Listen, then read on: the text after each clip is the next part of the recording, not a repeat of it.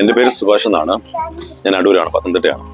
എനിക്ക് ഇലക്ട്രിക് വണ്ടി യഥാർത്ഥത്തിൽ ഒരു 9 വർഷങ്ങൾക്ക് മുമ്പ് 2015 എൻഡിൽ 2016 കൂടി ഇലക്ട്രിക് വണ്ടി ഉണ്ടായിരുന്നു. അന്ന് മഹീന്ദ്രയുടെ വണ്ടി തന്നെയാണ് ഞാൻ ഉപയോഗിച്ചിരുന്നത്. E2O+ എന്ന് പറയുന്ന ഒരു വണ്ടി ഉണ്ടായിരുന്നു. പഴയ റെവ വണ്ടി മഹീന്ദ്ര ഏറ്റെടുത്തതിന് ശേഷമുള്ള ഒരു വണ്ടിയാണ് E2O+. ഞാൻ ഇപ്പോഴും സ്റ്റിൽ ആ വണ്ടി ഉപയോഗിക്കുന്നുണ്ട്. ആ വണ്ടിയുടെ ഒരു എക്സ്പീരിയൻസ് ആണ് ആക്ച്വലി എന്നെ ഇലക്ട്രിക് വണ്ടിയിലോട്ട് കൊണ്ടുവരാനുള്ള ഒരു കാരണം. എനിക്ക് ബേസിക്കലി 10 വർഷമായിട്ട് ഞാൻ ആ വണ്ടി ഉപയോഗിക്കുന്നെങ്കിലും 9 വർഷമായിട്ട് ഉപയോഗിക്കുന്നെങ്കിലും അതിൻ്റെ ബാറ്ററിയുടെ ക്വാളിറ്റി ഇതുവരെയും കുറഞ്ഞിട്ടില്ല. എനിക്ക് 110 കിലോമീറ്റർ ആണ് ഉണ്ടായിരുന്നത്. അന്ന് കരമനയായിരുന്നു ഷോറൂം. കരമനയിൽ നിന്ന് മഹീന്ദ്രയുടെ വണ്ടി എടുത്തതിന് ശേഷം ഇപ്പോൾ ഇവിടെ സർവീസിന് വരുമ്പോഴും ആ 110 കിലോമീറ്റർ എനിക്ക് വണ്ടിയിൽ കിട്ടുന്നു എന്നുള്ളതാണ് അതിൻ്റെ ഒരു വലിയ അത്ഭുതം.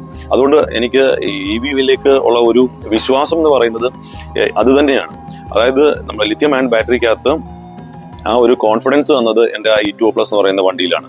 മറ്റ് വണ്ടിയെക്കുറിച്ച് ബാക്കിയുള്ള കാര്യങ്ങൾ ഞാൻ അതിനകത്ത് പറയുന്നില്ല. അതിനകത്ത് കുറെ ഈ കാലഘട്ടത്തിൽ അതിൻ്റെ ഫെസിലിറ്റീസ് കുറച്ചുകൂടെ കൂടുതൽ വേണം എന്നൊരു ചിന്താഗതി വന്നപ്പോഴാണ് എനിക്ക് ഇങ്ങനെ ഒരു വണ്ടിയെക്കുറിച്ച് ചിന്തിക്കാനായിട്ട് ഇടയുണ്ടായത്. മഹീന്ദ്ര രണ്ടാമതൊരു വണ്ടി ഇങ്ങനെ ഇറക്കിയപ്പോഴും അതിന് 500 കിലോമീറ്റർ റേഞ്ച് വരികയും ചെയ്തപ്പോൾ വേറെ ഒന്നും ആലോചിച്ചില്ല. ഈ വണ്ടിക്ക് ആദ്യം തന്നെ ഫസ്റ്റ് വണ്ടി തന്നെ എടുക്കണമെന്നായിരുന്നു ആഗ്രഹം ഉണ്ടായിരുന്നത്. പക്ഷെ അങ്ങനെ തന്നെ എടുക്കാനും പറ്റിയിട്ടുണ്ട്. തീർച്ചയായിട്ടും ഇലക്ട്രിക് വണ്ടി മറ്റ് കമ്പാരിറ്റീവ്ലി ഡീസൽ വണ്ടി പെട്രോൾ വണ്ടിയേക്കാളും എക്സ്പെൻസും കുറവ്, സ്ലോ മെയിൻ്റനൻസ് ആണ് എന്നുള്ളത് നമുക്ക് പറയാൻ പറ്റുന്നത്.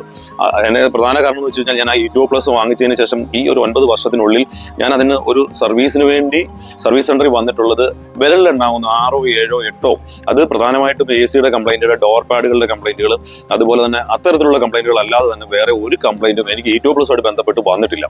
ഞാൻ നോക്കുമ്പോൾ ഇലക്ട്രിക് വണ്ടി സത്യത്തിൽ യഥാർത്ഥത്തിൽ ആൾക്കാർക്ക് അറിയാത്തത് കൊണ്ടാണ് ഇലക്ട്രിക് വണ്ടിയിലേക്ക് പോകാത്തത്. ഇലക്ട്രിക് വണ്ടിയിലേക്ക് പോയ ഒരാളിനെ കുറിച്ച് ഞാൻ വാചാലനാകുന്നത് പോലെ തന്നെ തീർച്ചയായും എല്ലാവരും വാചാലനാകും എന്നുള്ളതിൽ യാതൊരു സംശയമില്ല. ഇലക്ട്രിക് വണ്ടി ഈസ് വെരി ഗുഡ്.